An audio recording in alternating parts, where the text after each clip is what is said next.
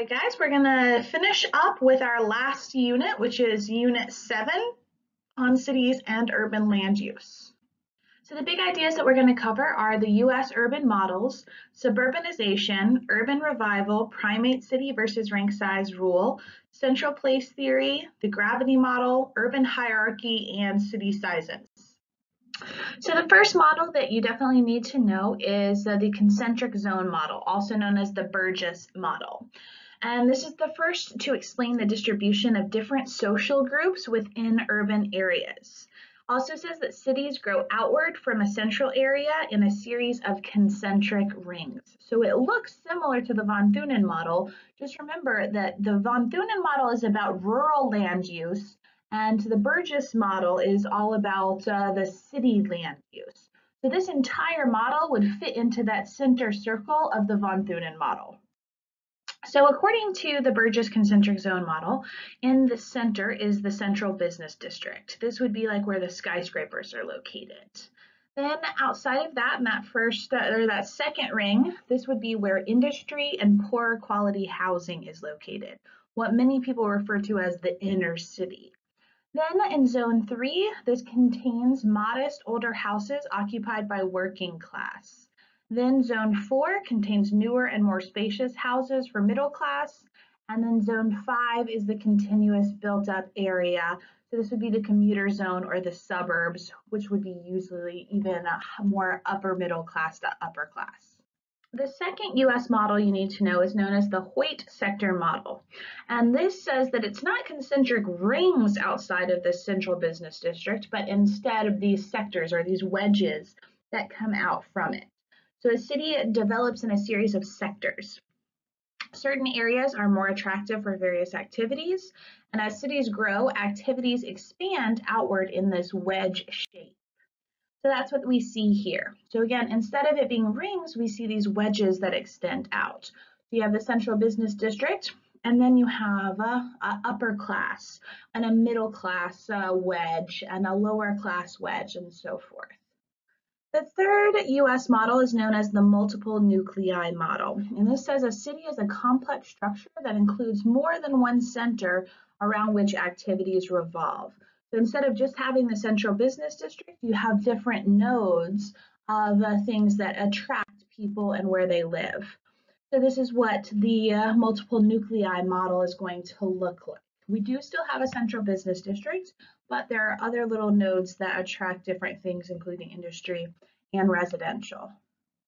You also should know a couple of models outside of the US. The first is the Southeast Asian City Model, also known as the McGee Model. This model does not have a central business district, but instead we have several components of the CBD that are present in separate areas of the city. So usually it's surrounded by the port. So most Southeast Asian cities are located on the coast, and so that port is really the center. We have a Western commercial zone because of colonialization, hybrid sectors and zones, and new industrial parks on the outskirts. So here's what the Southeast Asian city is going to look like. Now, one thing that's really different about these models compared to the US is where the upper class and lower class people live. In the US models, the lower class people tend to live near the central business district, and the upper class people tend to live in the suburbs. The opposite is true in other parts of the world. So what we see here is that the squatter areas, which would be like the poorest areas, are in the suburbs, and the upper class areas tend to be closer to the central business district. The next model you should know is the Latin American city model, also known as the Griffin-Ford model. And cities in Latin America are built around a core central business district. However, one thing that's distinguishable about the Latin American city model is this commercial spine surrounded by elite housing, meaning the upper class, and areas surrounded by 3 concentric zones of housing that decrease in quality. So here is what the Latin American city model looks like. Again, what you're going to see is the wealthy people live near the central business district, and this spine, this commercial spine that extends from the central business district. And then the squatter settlements are located in the suburbs. So the poorest people live in the suburbs, the wealthiest people live near the central business district and that commercial spine. And the last one is the Sub-Saharan African city model, also known as the Deblis model. We see a lot of the impact of European colonization here. So the central city has 3 central business districts. The former colonial central business district has vertical development, meaning skyscrapers. Traditional central business district is usually a zone of 1-story buildings. And then the market central business district, which is an open air and informal. So here's what we see with the Sub-Saharan African city model. Again, you're going to have the slums, the informal satellite townships. These are going to be in the suburbs. All right, suburbanization, the trend of city dwellers moving to residential areas away from the core. This has been the most common type of migration in the US really since the 1960s. So it exploded after World War II with transportation. Cars are what makes the suburbs possible. We also have an element of racism that caused suburbanization. During this time period in the US was the civil rights movement, and this really was because of segregation, the ending of segregation. A lot of white people moved to the suburbs to remain segregated. So this is known as white flight. We are now starting to see a renewal of inner cities in the US. And this is known as gentrification, the process by which middle-class people move back into the inner cities and start to renovate the housing and neighborhoods. Houses may be larger. This the attraction of the architectural detail of these older houses, also the elimination of commuting near recreational facilities. These are the reasons why typically young people choose to, after college, move into these inner city neighborhoods and do this. And in fact, actually, me and my husband lived in a part of Atlanta right after college called Candler Park and totally renovated a house there. So we were actually part of this. So the millennial generation, my generation, really is responsible for starting this gentrification of inner cities.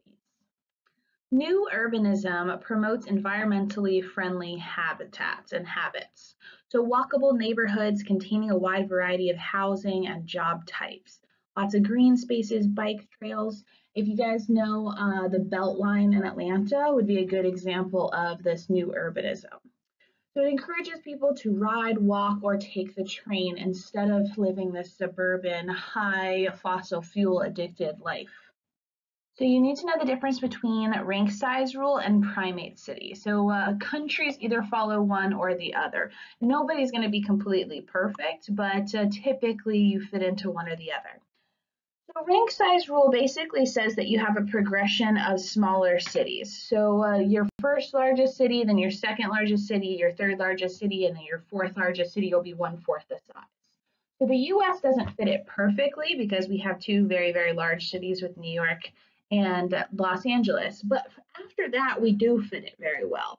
So we have those 2 very large cities. Then a little bit smaller than that is Chicago. Then a little smaller than that is Houston, and so forth. So the US really fits into this rank size rule. Most less developed countries fit into what is called the primate city rule, where they really just have one large city, and the next is much, much, much smaller than that large city.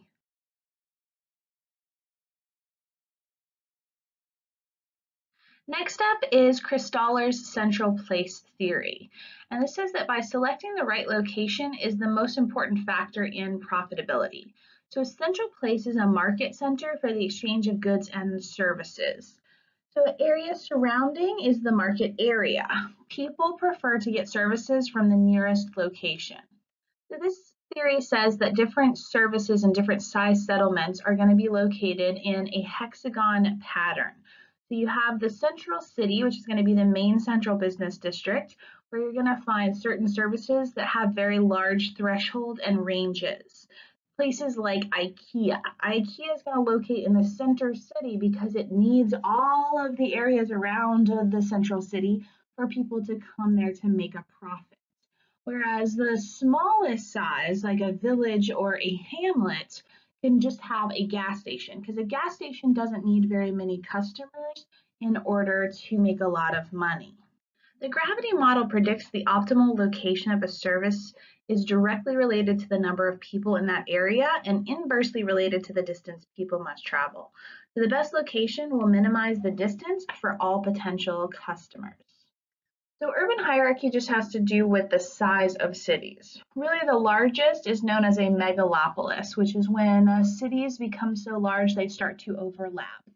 Here in the US, we have a very large megalopolis known as Bosnia-Wash, which stands for Boston, New York, Washington. Basically, these cities, including Philadelphia, have all gotten so large that you can drive from Washington, D.C. to Boston, Massachusetts, and really never leave a city or a suburb. They just extend into each other. Then we have megacities, which are cities that have more than 10 million people. Then we have just a regular city. Then we have a large town, small town, village, hamlet, which would be the smallest size, and then just isolated houses. So we see this ranking of places are the basis of what services are available. So certain services require a large customer base, so they can only be found in larger cities, and different services are going to locate in different size settlements. So that concludes it for our AP exam review. Again, guys, these PowerPoints are not everything. They're just the really big, important, big picture stuff. Please, please, please watch the AP daily videos for a much more detailed overview of all of these various topics. Thank you.